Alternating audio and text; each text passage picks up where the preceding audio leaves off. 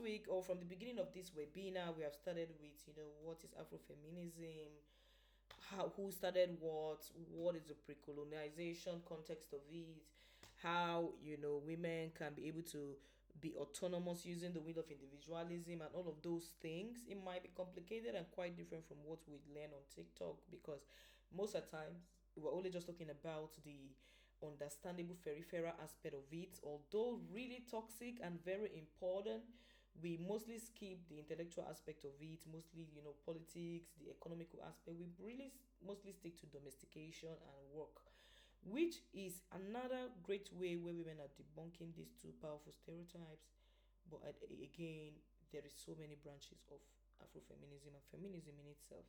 And so we learned a lot between misogyny, patriarchy, and all of that. And today we're going to check and understand why African feminism is where it is, looking at cultural influence as a concept, current challenges, and progressive and resistance of what women have done.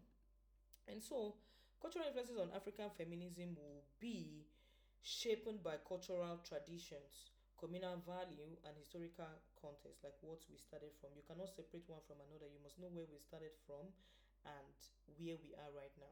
Unlike Western feminism, which often emphasizes individualism, like I said, people in the Western feminism, like Europe and all, is already prioritizing feminism, individualism. I beg your pardon. They have gone far to the concept of self autonomy, education, and empowerment.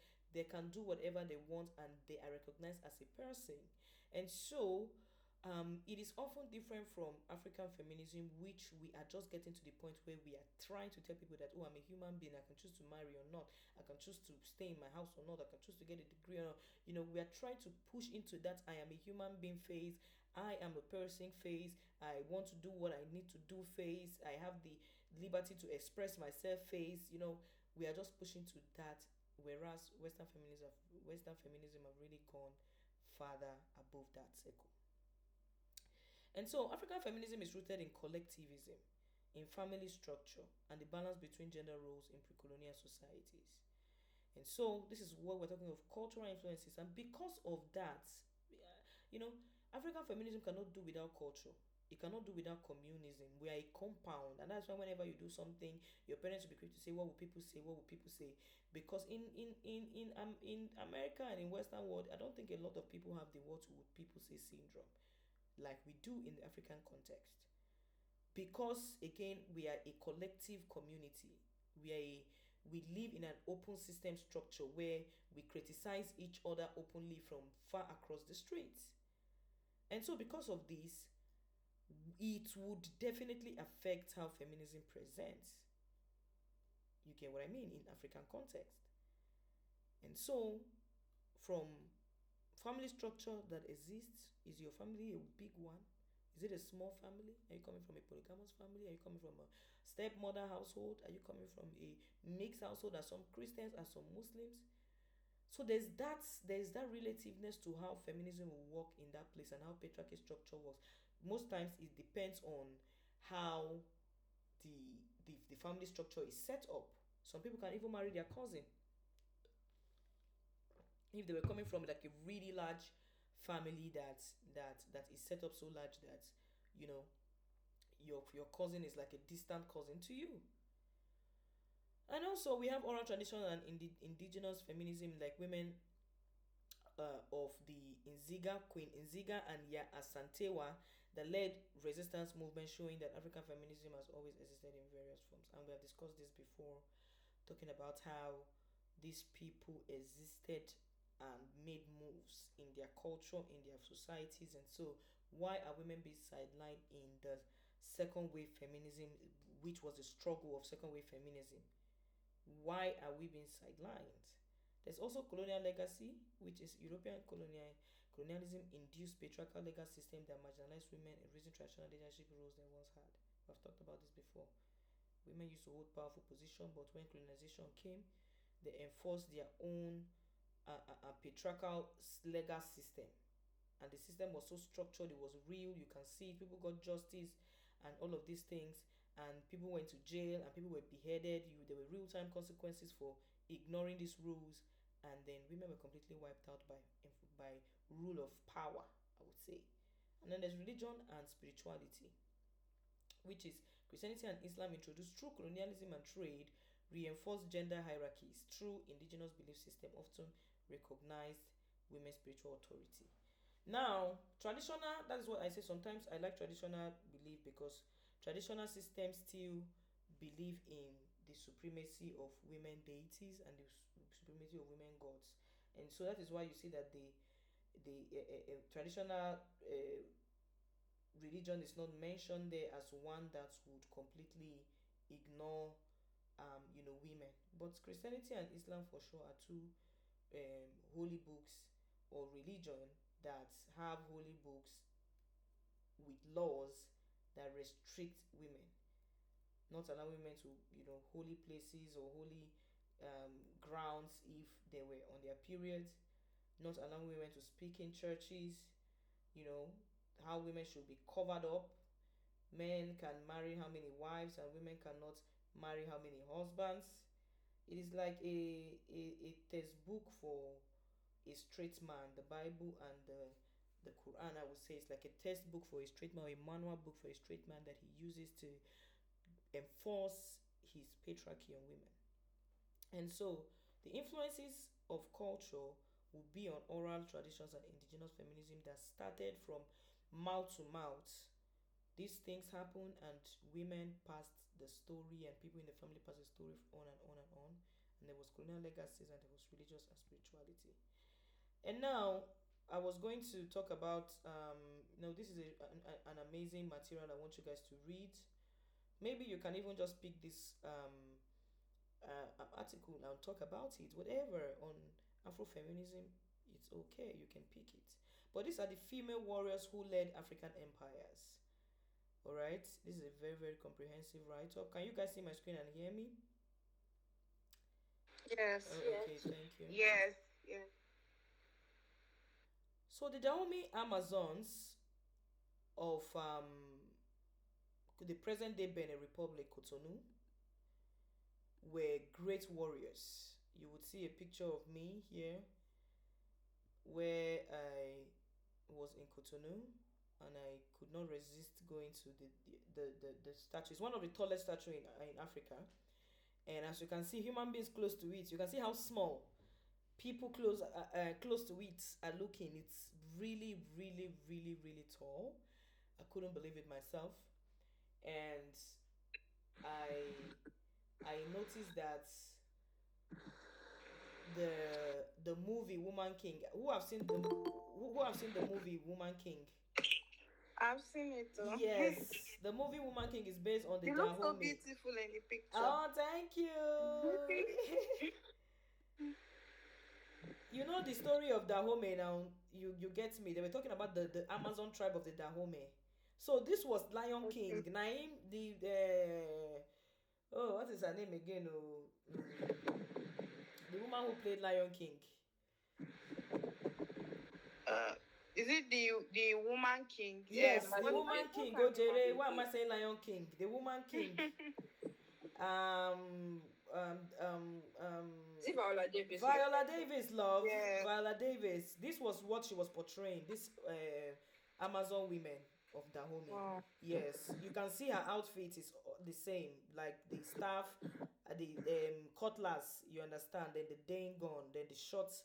They wear a really short skirt and a leather cover, and that's how they move. But in real time, this is their picture. You can see it. I don't know if you see resemblance with how the lion lady was dressed, the woman king lady was dressed. Yes. So this is how they are, and this is a picture from 1897. So to tell you that this history, because from 1897 to 1990, no far again now. So we're just saying this is just a little over 200 years. Is it even up to? From 1990 till 19 is 25 plus years. It's not even up to, because 1897 plus 3 is 1990. Then for a whole 100 years is 103 plus 25 years. We have just lived in another decade. Isn't that 127 years ago that the Amazon women existed, and the story is already wiped out? If you go to Cotonou today, you will not see any Amazon women of the Dahomey. It's just history already in 127 years. And so we also have the Queen Amani Renas, circa 40 BC before Christ. There was an African woman who ruled the kingdom of Kush. And so you can go into this and see. There's also Queen Nzinga Umbande from 1583 to 1663. She was also a powerful woman that fought slave trade. Queen Nzinga Umbande was the monarch of the Umbundu people who fought against the Portuguese and the expanding of slave trade in the 17th century. So that is present day Angola. You can Google her story and try to know about her.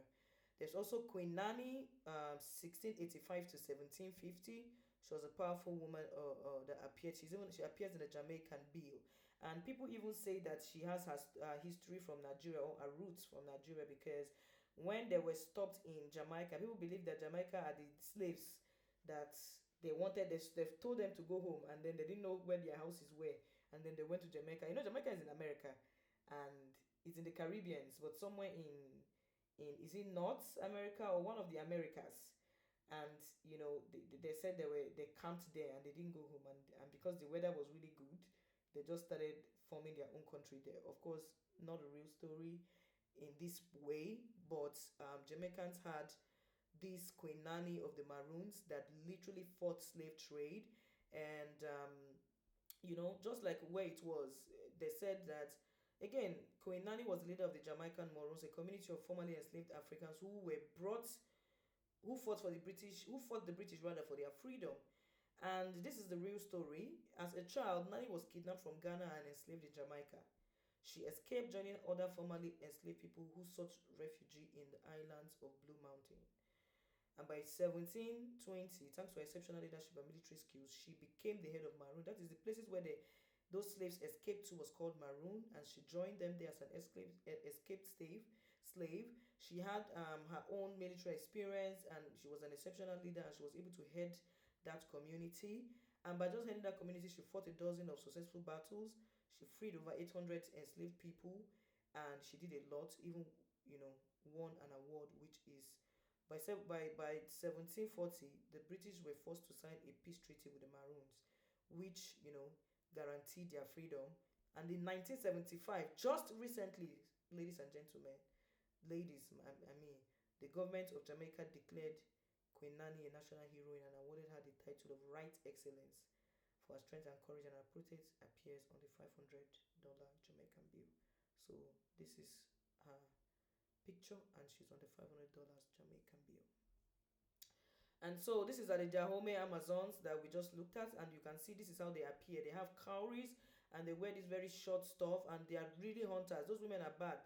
A member of the Dahomey Amazon who were an all-female militia regiment of the Kingdom of Dahomey. And so even if you go to Cotonou today, there's a place called Dahomey. And so named after the race of women warriors from Greek mythology, the Dahomey Amazons were all-female military regiments in the Kingdom of Dahomey, now present-day Benin, just like I said. So you can read it. They were assembled in the mid to late 1600s. They were known for their indifference to pain and fairness in battle, as well as having great socio-political influence over their kingdom. To protect and enrich their own empire, there were periods where the Amazon cooperated with European colonialists, selling captured enemies from regional coffers in exchange for weaponry and gold. Remember the story of the woman king that she fought some people that were trying to see. She was even sold, or one of them was sold. I think it was the little girl that used to go around with them that was sold or so in the Woman King. It was, if you can watch the Woman King, it's just the real story of what it was. And so you can see by the mid 1800s, they numbered between 1,000 to 6,000 women. They were much. When the French invaded Dahomey in 1892, the Amazon put up aggressive resistance. Afterward, the French noted their incredible courage and audacity in combat, and cited by the African American Registry, an online consortium of black history educators. So the French came and saw that the women were not playing, and so they went there and cited these people that, if you're a colonizer, you are going there, these are the people you will meet as opposing people. And so fierce battling between the Amazon and the European continued, but the African female warriors were eventually outnumbered and outgunned. And within a few years, this was how they were largely wiped out. There's a movie called The Dahomey Amazons that you can read and see the actual story